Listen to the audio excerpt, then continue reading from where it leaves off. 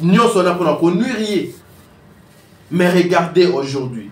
Affiche à moi, depuis que affiche, Ezakawana. Obino Omoni wana bache en grand caractère. C'est Ursule Péchanga. Na katikati il y a Ursule, les Sarah Massiala. À côté, il y a Sarah Massiala. Et ça Poutine, belle vie conduite. Na scène na bango so kiti Omoni nani. C'est Dinana. C'est Dinana qui est là. So kiti li susu. Eh ya yen Zambi wani. Zambi wani. Ka. So kiti li susu. Ezali Sonia Evoloko. 4 femmes Oyo. Sonia Evoloko. Ursule Péchanga. Dinana. Belle vie conduite du Poutine. Na affiche moko. Imaginez-vous la suite. Autant la couleur c'est. Ce que imaginez, alléluia, amen, tout va pour. Donc on n'a pas besoin de toi. Hein? Quelqu'un il sait que moi comme je entre comme ça j'ai fini. Mais lui, sans Paul, sans Georges, sans Léon, sans même Paul, le combo de Cala de Bavon.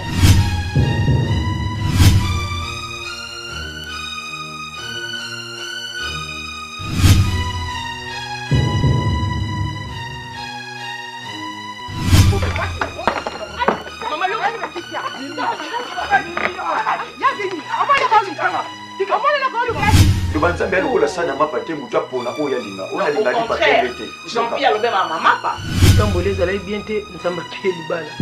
Les zones ici veut dire quoi par là? Non, pas sans quand. Non, tu vas nous tambolé si comme on sort et tambolé allait bien. On a quand même ça mais c'est comme ma casse n'a rien. Ben chaque chose a son temps. Vous me voulez pourquoi? Je sais la vérité parce qu'il y a une tiré la main quoi. Donc pourquoi le matin on donne à ici en haut? Dans mon apport pas film mon gars bien la cama qui faut l'aile. C'est quoi ça? Ah, je vais. Si au concert, tu sais. N'a pas venu sur venir betting le bakuna talile qui ne m'a pas calculé ça c'est tant on n'était pas légui.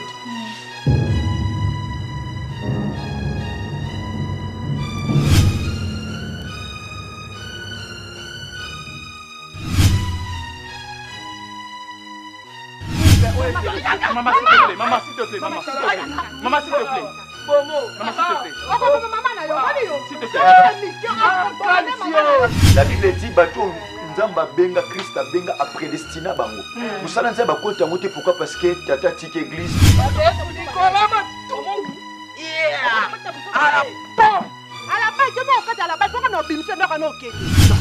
Peut-être un pasteur so yebi bien na mboka so ndenge tambolaka ba pasteur mingi nde ba sawa no mona papa za li susute bana ba succéder.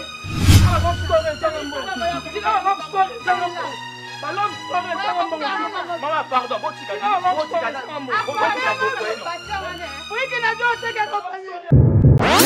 et va codifier en lelo, c'est-à-dire lelo na 18h30 na Belleville Télévision, film na bino Josué 1-8 et qu'on a disponible la première épisode et Kota Lelo. Dans ce film nous voyons les actrices locaux là maman Esther Ngalasi. Esther Ngalasi déjà sozu Esther Ngalasi au sangisi na Davina nde bafandi wana ezali poison. Ezali poison na ébissio ezali poison. Esther Ngalasi Davina. Bon. Toke kuna mopanzi tomoni ba. Mais aujourd'hui Ursule Péchanga. Aujourd'hui Dinana. Oh Boloba dit que jamais ba solo la kate. Ba kotika la pe ko solo la te.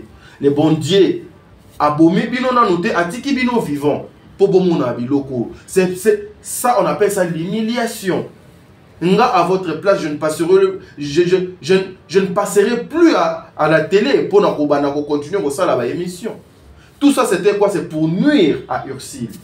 Je vous informe même que sa page quand elle m'a kamwana ezoleka bakena ko tripoter page à Ursule pour que azala visible les sous-souté ba mona été ndenge nini azali na plus d'1 million d'abonnés sur Facebook. Or babiloko na nyonso e kontakara na vie ya ba vedette na ba star. Ozo finga bat, ozo nuire na ba vie ya bat. Ozo sala ba diffamation. Ozo panza ba mabala bat, ozo tia ba confusion na ba relation bat. au moni batumo bazo financer yo ah ok na e bien mal zo sous $10 finga e zo sous $100 finga e zo sous $1000 finga e alingi yo te azo timolelela yo libulu oyo kokota po yelobi akunda yo. Mais malheureusement la communauté, malheureusement ce sont ces gens-là qui sont soutenus aujourd'hui. Ce sont ces gens-là au bazali ba filles légères, ba comme ba influenceuses. Ce sont ces gens-là au baza ba ndumba moko boye bazui ba professionnaliser ki ndumba na bango ba bengi bango ba influenceuse aujourd'hui mais otala bazo influencer nini.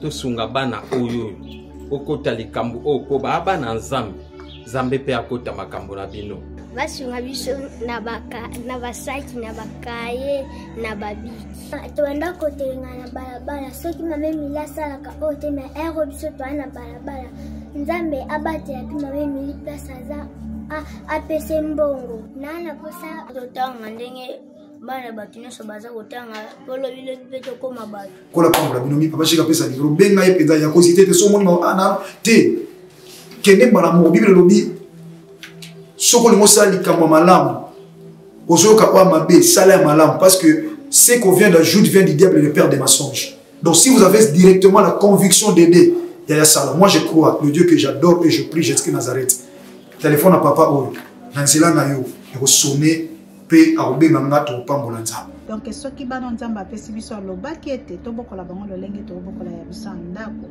Alors ceux qui ont préparé rentrée scolaire ya mwana na wakozonga na basket asika na uniforme asika. Pourquoi pas penser aussi na bana oyo nzamba pesi biso nzamba pambola bina balobi oyo yoza ko semer okomoissonner yango un jour. Tozwami na avenue Kinzola numéro 49, quartier Régie des Eaux, commune de Kitsenso, référence 3e Dodane. Pour tout contact, bengabiso na ba numéro Oyo. Vous êtes sur Top Media TV. Voilà, merci mesdames et messieurs, bande kobalandi à Top Media Télévision, bino ba yebo kozali ba ko kolanda biso depuis banda kuna bino, je que zwame bino mbote na bino ngai votre frère Tadingala en tout cas mosala e benginga lisusu mokolo mwalelo, mosala e benginga une façon ya kosala la bino mosala na ndenge bolingaka, une façon ya omemela bino makambo vraiment ya malonga, c'est-à-dire awa na Top Media, vous savez tozala ka juste na objectif moko vous informer ya ko divertir bino, faire aussi la promotion ya ba maman na biso na ba papa na biso o basala ga mosala ya théâtre bandeko balandi ya Top Media Télévision. C'est comme ça que aujourd'hui je viens encore avec cette bonne nouvelle onganaye nango ezanini. Vous savez après succès fou il y a ba fille mère après succès fou il y a mon âme n'est pas parti Kin Makambo film nyonso boyebi votre sœur, votre fille, votre nièce, votre cousine, votre tante na kombo ya Bellevie Kandi a koma ki lisusu depuis mon colo il y a mardi na kanisi tiela ki biso ezala ki affiche ya film na biso oyo et bima ki juste après film odo utaki koleka wana face à face ba proposa ki biso affiche obino bozo komona wana na kombo ya Josué 1:8. Josué 1:8 en tout cas je pense que ezali passage moko biblique. Les enfants de Dieu, même vous aussi le païen, je vous invite tous d'aller kotanga passage wana bo mega ko comprendre qu'est-ce que Josué 1:8 et lingi koloba. Na Josué 1:8 wana erioki okuti makambo ezo koloba manakati ya Josué 1:8 wana ozu yango siko ochango na misala na kati ya Josué 1:8 oyo na film oyo ya Bellevie. Je vous assure que conseil et kozala, je vous assure que orientation et kozala, je vous assure que message important et kozala katina film oyo. Alors émission le loto koluka moyen tout ça il a bien on analyse et puis nous allons vous proposer aussi teaser il y a un film wana et aussi tokomeka kopesa bino elengi pe goût ya ba actrice o ba participer na ba acteur oyo ba participer na kati ya film ou bien que bazali ebele mais totangela bino même ata 4 ou 5 pour nous pesa bino déjà couleur il y a un film o ezokoya Josué 1-8 na Bellevue télévision Erto lobela maman na biso Bellevue to katisika na ngambu wana tomoni bongo maman na biso Dinana maman na biso Dinana vous savez depuis Bokila Lokondo, le secret de la mort, Ayena Opusa, Tobanaki Kozela, Maman Dinana, Ape Sabiso, le nouveau film Oyo et Kozala Pona ba Congolais Nyonso, le nouveau film Oyo et quoi accompagné DD Télévision, Dinana la 12 par rapport à la maison de production. Et hier, Maman Dinana nous fait savoir, nous fait comprendre que son film Nakombo, il y a le mal dans le noir. En tout cas, moi, ce qui m'a beaucoup étiqué, nakati ya titre, nakati ya affiche Oyo, c'est le mal dans le noir. Le mal dans le noir, ça veut dire quoi? Il y a beaucoup de personnes intelligentes, le mal dans le noir. Maman Dinana Alingi a expliqué Nini Nakati le mal dans le noir. Nous allons parler aussi avec nous allons parler quelques acteurs qui ont participé Nakati à film le mal dans le noir. En tout cas, tenez-vous prêts parce que cette fois-ci, grande dame Oyo, lobby trop c'est trop, il faut frapper, il faut ça la makambo donc Sengedi Nzambe Azala na bango. Et aussi nous allons vous parler de cette situation il y a Luna où nous en sommes avec Maman Nabiso Bekam. Situation il y a Luna Maman Nabiso Bekam. Tokomeka ko faire comprendre bino, ko faire savoir bino ko bino comment les choses se passent. Ndengeni balo koute za makasi nakati ya makambo yo ya bande ko nabiso bazo ko sala na ba etandoike. Et puis j'ai reçu beaucoup de vidéos où beaucoup de personnes bazu batindelinga pour me montrer, regardez bandeko wana bakina ndaku ya ba ndeko mida o afinga batu na poto et to baké kuna ba moni yango ndaku yango za salité. Maman, papa, ce sont des distractions. Ce sont des distractions inutiles. Moi, t'as dit, Nagola, ta polo, nanga boete. Et où, polo, pédon, où t'as bien appelé Kabakote, où t'as bien appelé là. Nana, type polo, nanga boete, bien que Naza a parlé, mais n'a pas parfait dans Zoto. Nazoto, nanga, maman, nanga boete, na télévision, na fandi, pour na la débat par rapport à la vidéo, ana. Je vous informe, l'objectif de cette vidéo est pour nakoluka kolongo la batum makanisi pe o bazoko sala ezali malonga ba se distraire ba se pencher nango. Mais heureusement qu'ils allaient déjà raté mon code total.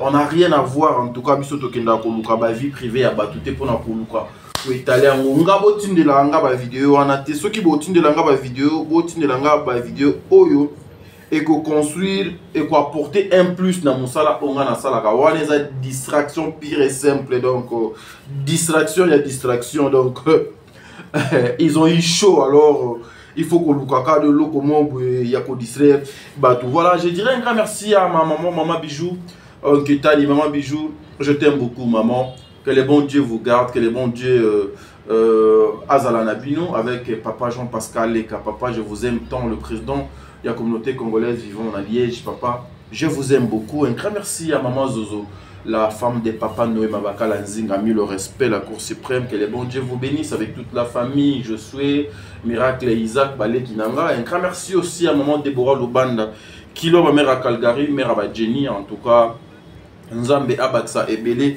Maman Deborah Lubanda. Un grand merci à maman Emily Seti Maïnga Mwasi Nzambe Bozoko Mona Tozoko Chaka Spot Moko Awa na chaîne Nabiso Ezali Orphelina Bisika Boni. Maman Emily Seti Maïnga Abokolaka bana na ye bana bitike bana oyo ba papa bazalakate bana oyo batika bango. Alors je vous invite, ceux qui vous avez quelque chose, numéro Zawana, ou soit vous pouvez me contacter. J'ai la facilité d'entrer aussi en contact avec cette maman.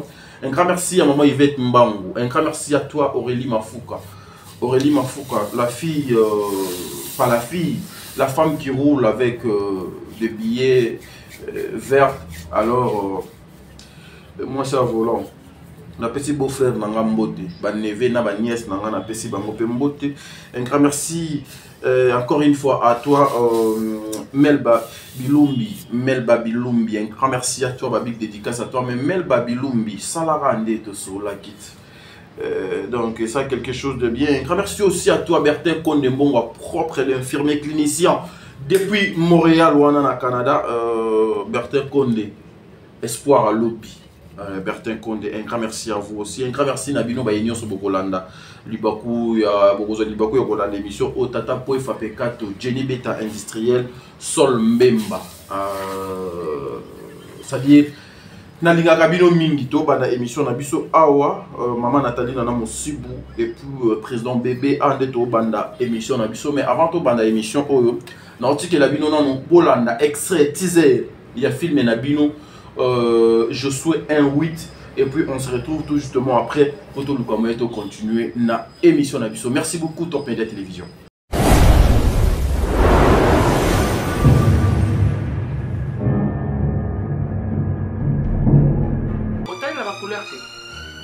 Imaginez, alléluia, amen, donc on n'a pas besoin de toi. Hein? Quelqu'un sait que moi, comme je entre comme ça, j'ai fini. Mais lui, sans Paul, sans Georges, sans Léon, sans même Paul, le combo de Cala de Bavon.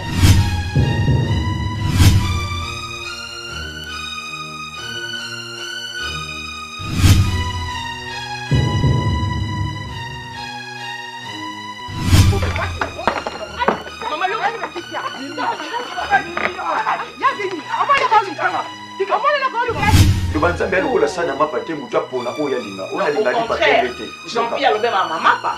Tambolé allait bien te nsamba pied libala. Les hommes tu veux dire quoi par là? Non, pas sans quand. Non, tu vas nous tamboler si comme on s'en va tamboler bien. On a quand même ça c'est comme ma casse na religion. Ben chaque chose a son temps. Vous me voulez pourquoi? Il c'est vérité parce qu'il y a des gens qui quoi. Na koko le baba ma moto na yiki yango. Dans mon appel pas film mon gars bien na kama qui faut lele. Je vais. Qui faut lele. Sur concert tu sais. N'a pas venir sur venir betting el baku na talile qui ne mou na calculer ça c'est tant na nyete pas leki.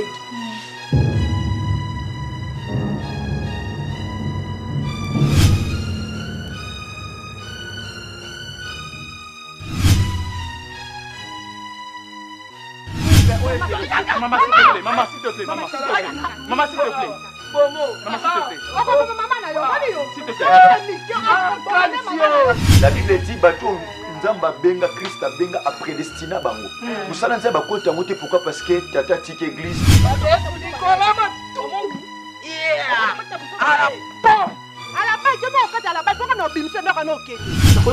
Peut-être un pasteur so yebi bien na mboka na so ndenge tambolaka ba pasteur mingi nde basawa na omona papa za lisusu te bana ba succéder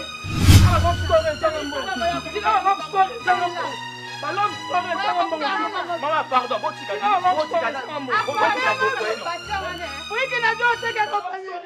de retour à Kingakati. Bon, considérons Kingakati car le plateau quoi, donc de retour sur ce plateau mesdames et messieurs, moi c'est Adingala par votre émission continue, les cours de bonne conduite, voilà, le cours de bonne conduite, mon messano, c'est-à-dire nous faisons la promotion, il y a ma maman Nabiso, belle vie qu'on dit, I don't know problem is moto is iye, voilà, nous continuons justement avec notre travail, je pense vous venez de suivre, Wanezali extrait à film Nabino, je souhaite un 8. J'informe à tout le monde, toutes les personnes, couche nion sur la population à Mokili. Je souhaite un 8 et Zokota Lelo na Belleville Télévision, son intégralité, Zokota Lelo, na 18h30. Ce n'est plus à 16h30, mais Lelo est à 18h30. Moi, décalage, il y a Erwana, vous savez, il y a la technique, il y a des choses, j'en suis sûr, Ezali, par rapport, il y a, il y a temps, par rapport, il y a organisation, il y a bureau. Et va codifier en Lelo, c'est-à-dire Lelo na 18h30 na Belleville Télévision, film na bino je souhaite un 8 et qu'on a disponible la première épisode et côté Lelo. Dans ce film nous voyons les actrices locales maman Esther Ngalasi. Esther Ngalasi déjà sozu Esther Ngalasi au sangisi na Davinande bafandi wana ezali poison. ezali poison na ebiso ezali poison. Esther Ngarasi Davina bombe toke kuna mopanzi tomoni ba Renal Tefoku bazawana. En tout cas, ça fait quelque chose de bien. To poussani lisusu ndambu tomoni ba Mimika Bongo, la fille de ouf. Mimika Bongo, je vais mettre un peu une petite pause pour dire, parce que cette émission aujourd'hui, non ça là justement pour vous définir à quel niveau les gens sont méchants, à quel niveau il y a un groupe de gens qui cherchent à ce que Batouba Zalaka unité. Il y a un groupe de gens oyo ba créer mokili na bango pour se dire que batunde bazabwe bakozala bon côté, il faut des ordres ezalaka koswana ezalaka ba calomnie ezalaka ba diffamation ezalaka ba kofinga ezalaka pour que bango ba bénéficier derrière ça. Mimika Bongo oyo nakanisi au deuxième film na ye face à face, deuxième film par rapport il y a depuis makambo oyo nazolingana solana bino ebanda. Face à face, Mimika Bongo, vous avez vu le rôle que cette dame a joué, Mimika Bongo. Du début jusqu'à la fin, vous avez vu son rôle. Comment est-ce que cette femme a été au four et au moulin? Comment est-ce que cette femme a donné le meilleur naïf? Et aujourd'hui, même pas un mois, c'est juste ce qui 3 semaines, ce qui 2 semaines, ce qui 1 semaine après. 1 semaine après. La même personne, il y a Mimika Bongo, vient d'être encore Badje Lissousou comment dirais-je, na première position, ou bien Bazu Lissousou va publier Lissousou quand la même chaîne wana Oya Belleville Télévision au lobby. Les gens cherchaient à créer des confusions entre Belleville, Mimika Bongo et puis Ndekonaye Rosine Mochopi. Cela a été créé. Cela a été et Salemaki ba rumeur wana et pas il y a ba comédienne et puis ba misusu baza ba maman, bien que aujourd'hui beaucoup de personnes ba lingite to benga bango ba maman, mais par respect boza ba maman na biso no benga bino ba maman, de mamans qui ont passé à la télé pour na koluka ko créer kaka eloko moko boy mésentente mo boy entre Belleville, Mimika Bongo et puis Rosine Mochopi. Mes frères et sœurs, vous qui nous suivez na lobango mettre fois yaya bosalaka attention na YouTube oyo na télévision oh il y a les enfants, les envoyés des diables, bana banyoka baza ebele. Vous savez, l'union fait la force. Musapi moko eko sokola jamais elongi. Il faut que ba maman yo baza la soudé. Il faut que ma maman baza la ini. Il faut que ma maman oyo baza la bon moko pour que le cinéma congolais soit sous place. Aujourd'hui, quand vous voyez le maman comme de Belleville, bah Ursule Pechanga, bah Dinana, bah maman Top, bah maman Milo, bah maman Moseka, même bah maman Sila, bah Télémi pour le théâtre, c'est pour chercher Yakoluka Nzela Moko, voir des sorties au Eko Mamoussala au Liboso, parce qu'aujourd'hui, il faut qu'on se le dise, ce sont des femmes, Oyo Baza Lilo, bah en tête Nakati Yamakambo Oyo. Mais biso ba etozo ko entouré batouana. Ou bien biso baye o nzambe asali biso grâce ya kolobelaka aussi na ba œuvre ya batouana. Nous devons amener un pierre, nous devons amener un plus. Et non, nous devons chercher yako kuta maman Belleville azalaki très bien na maman Ursule, elle a créé fissure mo entre ba momi balé na yako kuta maman Dinana na maman Ursule ba sololaka bien, ma présence était division. Non, non. Le contraire que elle yo kokuta bango baza ensemble na musala na yo osali lisusu effort au réunir donc ba comme sous soudé plus que koleka. Bon ça attention. Et belle mission na bango ezalaka pour détruire, diviser pour mieux régner. Na ba sala ki biloko, nous on était très calme pour dire bazo luka place au bimela. Mais ba ozwa moté. Nakati ya musalo na sala kanga na lobango très bien. Nazalaka na ennemi à mon côté. Na yinakape mutu à mon côté. Mais moi, comme je suis là, je l'ai toujours dit, je suis responsable, conscient, mature. Je suis allé à l'université, mes parents, bah fouta frère, ils ont payé mes frais académiques, ils ont payé mes syllabis. À la fin, naza na ba diplôme, naza na ngo nzambe pe asali grâce. Tozo sala musala o tozo sala bien que mal, comment interpréter Yango Mabe, nous le faisons. Je ne peux pas me mettre aujourd'hui, je prends le luxe pour commencer à diffamer sur Batou, pour commencer à créer, monter des histoires à toutes pièces, pour peut-être moi je soutiens Bellevie, parce que moi je soutiens Dinana, parce que moi je soutiens Ursule Péchanga. Non. Regardez les lots. Heureusement les bons dieux azo sala kaka ke Batou o bazo yaka côté que la bino lokuta bazo diffuser ba makambo ya ko diffuser ba nzambe na bomi bangote na misu na bango nzambe azo prouver le contraire et zo laksa ke Bellevie na muto na za na problème te Ursule na muto na za na problème te ona oyo aza na problème te. Voyez, c'est comme ça que nous sommes en train de continuer. Imaginez-vous que na film auto moni lisusu ba maman na biso Anne maman Annie azongi lisusu na kati ya film auto. Na film auto kuti ba lokola ba papa Alain. Imaginez-vous la suite. Imaginez-vous la suite. C'est un film oyo je vous recommande en tout cas ceux qui n'ont osé plaster. Ceux qui n'ont osé plaster allez vite fait. Bah au mari bazana kati il y a filmé oh vous sentez que de batumoko boyena et belé il y a responsabilité ça dire que les acteurs costauds et les actrices matures bon moni lisusu ba musantu bazana kati ya ba filmé oh musantu je te salue ma chérie ba musantu bazana ba filmé oh c'est un rendez-vous. Il y a Moussala, il y a Kitoko. Boyo komona susu ba maman Marie-Jeanne Bololé bazana kati awa boyo kout les sous komona les actrices comme Getty bazana kati awa ba Cardozo bazana kati awa et c'est-à-dire que ba maman Karine Pala ils sont tous ici. Une façon de vous expliquer que ce film c'est un rendez-vous de ouf comme la fille de ouf est dedans. Donnons l'occasion na ba mama o na musalo bazo sala to soutenir bango to accompagner bango to zalana bango ça sera quelque chose de bien. Sortons na ba bêtise en tout cas. Sortons na ba bêtise. To bima na ba bêtise ça va nous aider en tout cas bande konanga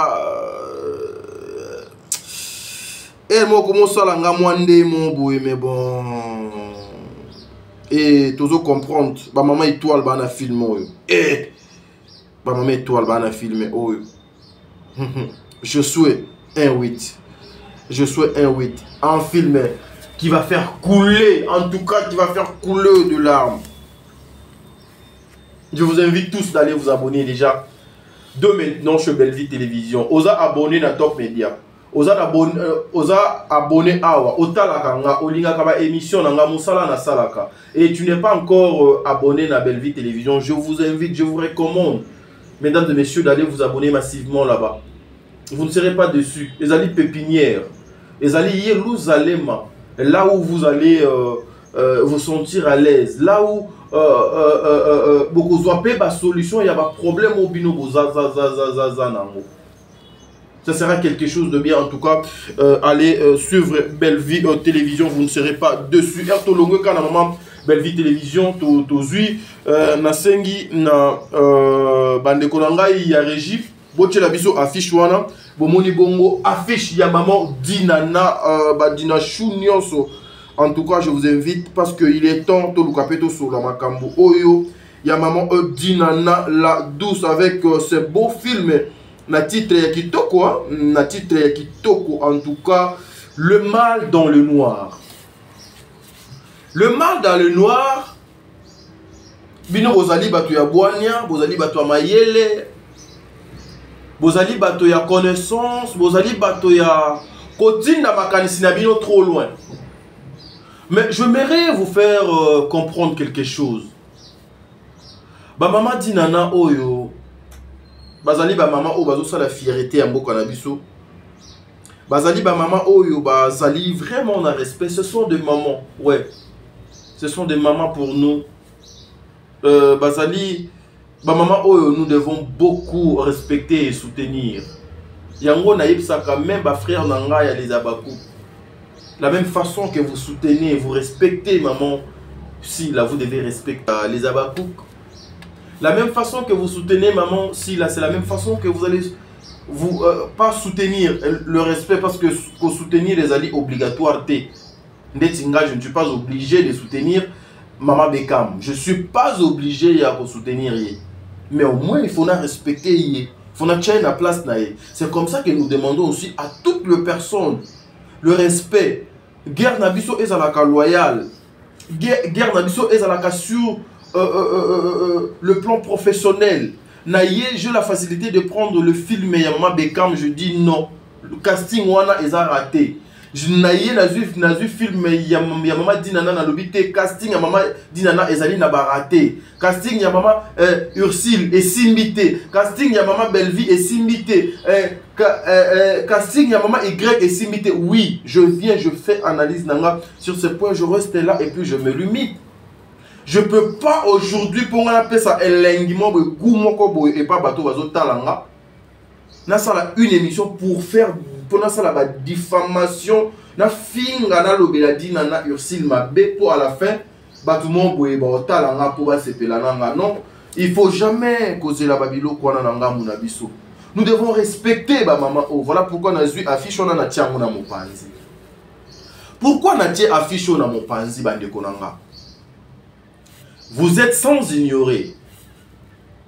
Il y a quelques temps, il n'y a même pas 2 mois, lorsque Makambouya Gomez et Dimaki Awa, Erbande Konabiso, de personnes vivant avec les insultes, les gens qui cherchent à détruire le cinéma congolais, les gens qui sont derrière le bêtise, oh Baba Salaki Kabal Nabango, campagne à Mabé pour détruire, pour nuire à la personne de maman Ursule Péchanga. On avait insulté Ursule Péchanga pas comme possible. Pendant qu'on insultait Ursule Péchanga, maman Odinana Azalaki épargnée. Dinana n'était pas épargnée. Dinana était parmi Baluka qui comme ça Dinana lokola adversaire, ennemi, il y a Ursule Péchanga. Bafinga ye na degré moko impossible.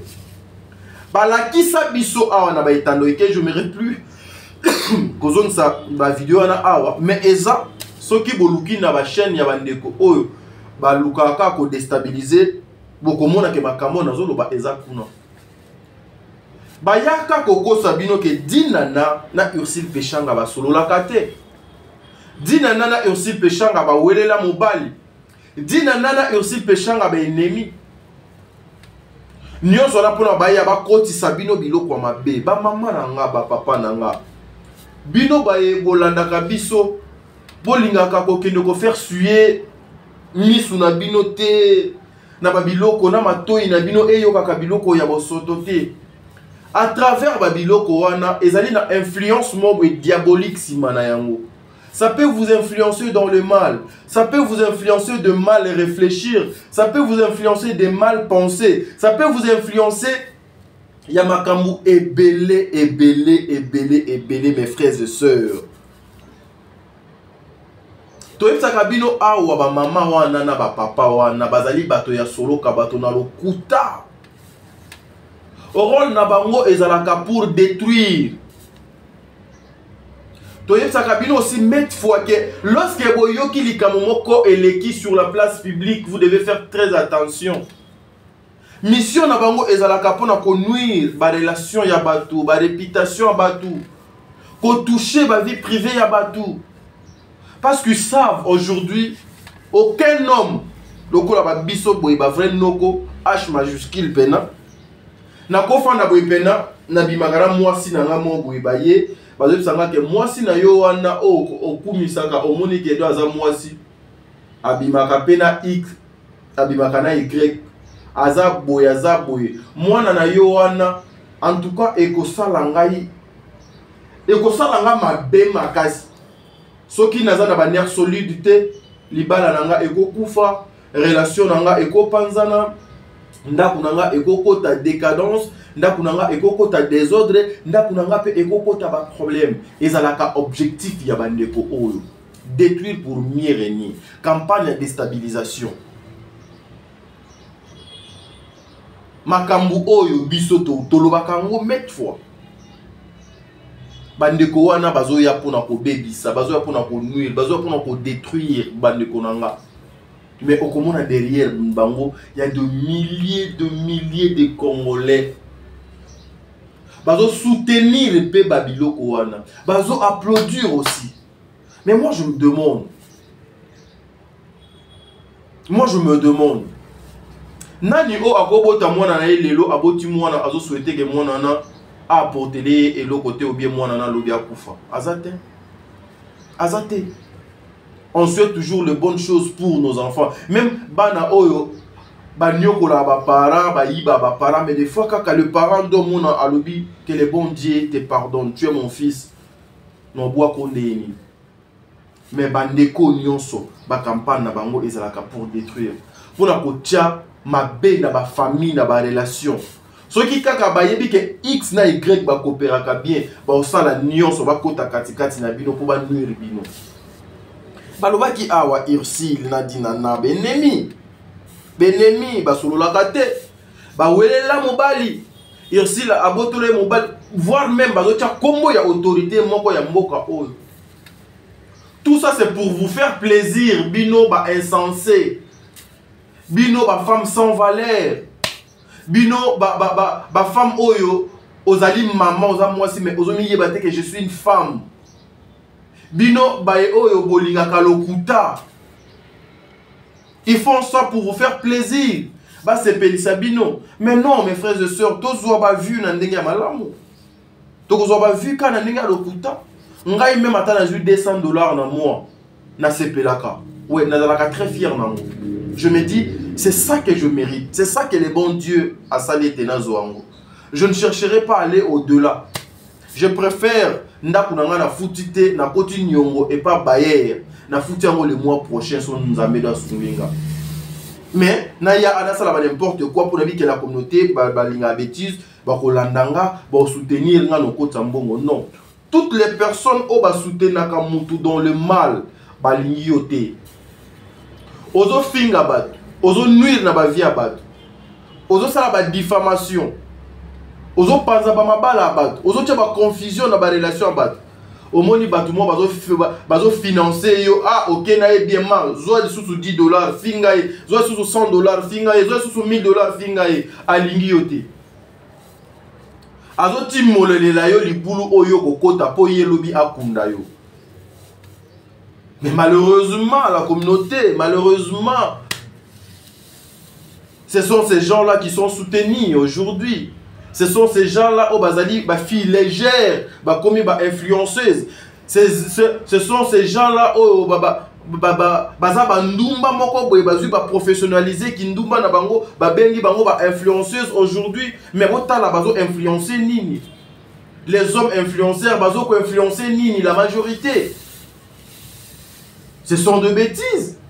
Et c'est comme ça aussi au commun simanae azana vie moko boye frère mon boye sœur mon boye mère mon boye. Mais nous qui travaillons comme ça dans la droiture, il y a beaucoup de personnes aussi qui nous traitent d'être trop durs, trop direct. Non, moi je ne mérite pas que mon salon na kota ango nazana ba objectif nanga na limité ango quelque part pour faire plaire à un groupe de gens. Non, je le dis sans relâche que moi je soutiens, je fais la promotion et je vends l'image de Belleville Kondi. Même si le monde est bandeli dit qu'il faut changer maloba ote, moi je suis comme ça. Ato tchenga munduki ah noko changer ya mote, vaut mieux tu mets une balle ndenge ba misusu bazo loba ah que je puisse partir. La personne qui a trahi hier a pour continuer qu'à pour trahir yo. Ata osali ndenge nini. Dans la vie, il faut être comme ça. Comme je fais la publicité de Dinana, je peux jamais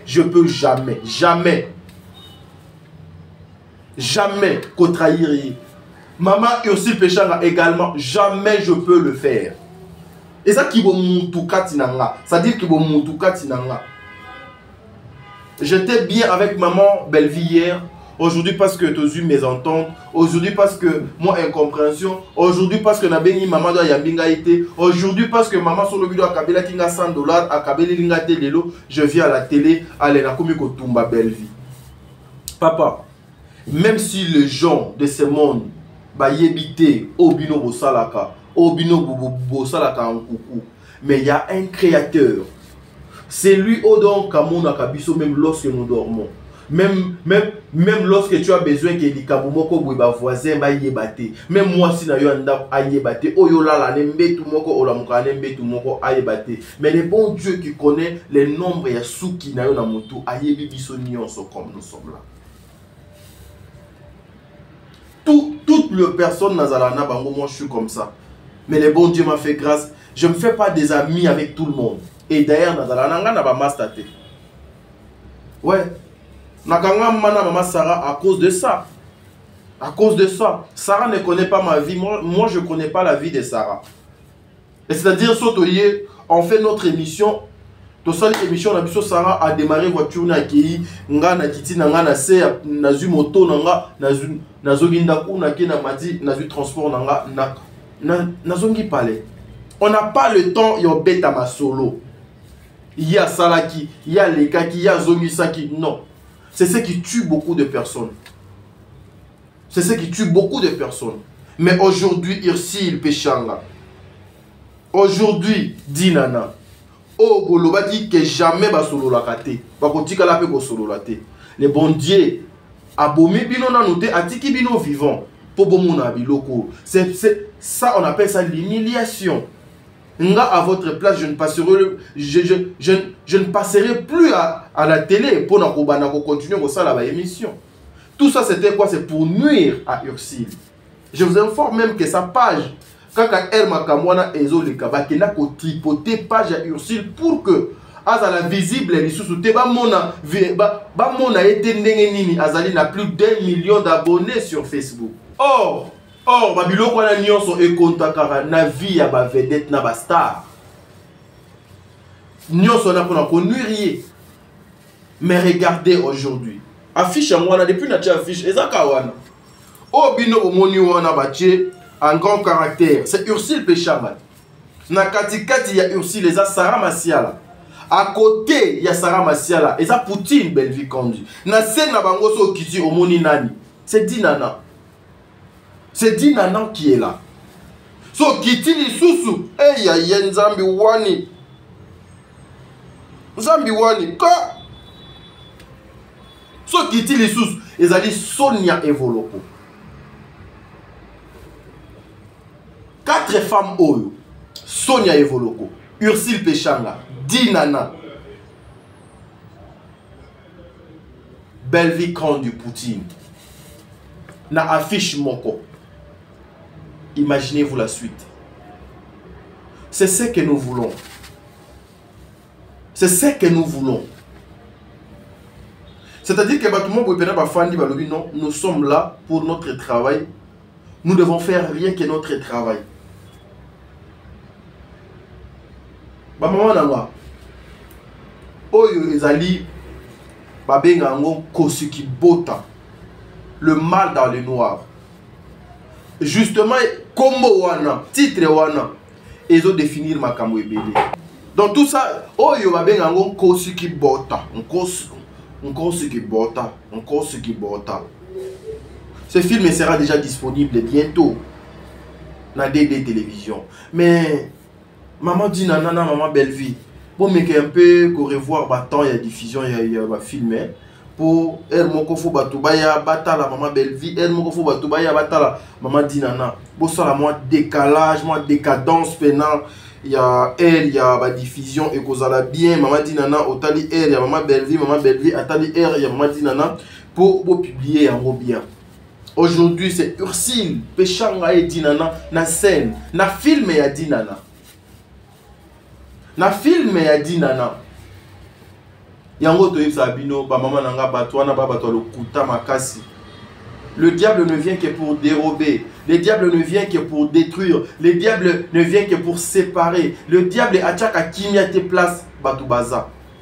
Je vous félicite maman Sonia Evoloko. En tout cas un grand merci à toi Maman Dinana, Maman Ursule Péchanga, Maman Belvi Kondu, Nzambe Azala Nabino, affiche à film Nabino, Yangwana, bientôt Bokozwa Yango. Bon, ça, la attention, la jeunesse va très mal. Le jeune souffre. Le jeune aujourd'hui, comme il y a la souffrance au Congo, comme il y a la souffrance en Afrique, on peut Kozwa $20 à payer Moutouka pour kende saluer Moutoumon pour la télévision. Mais maman Ursule Oyo, bana ba famille, ba madinana, bana ba vie na bango. Et ces gens-là, boyebi bango, ce n'est pas bien. Faisons rien que notre travail. Voilà. Top Media Télévision, Tadingala passé matin. Je suis venu juste vous présenter ma produit na ngami balé oyo na musala na bango. Na fingi motute. Na lobi ma bea motute. Mais na yeka ko présenter bino ba produit na nga ona musala na bango bazo sala. Affaire Luna.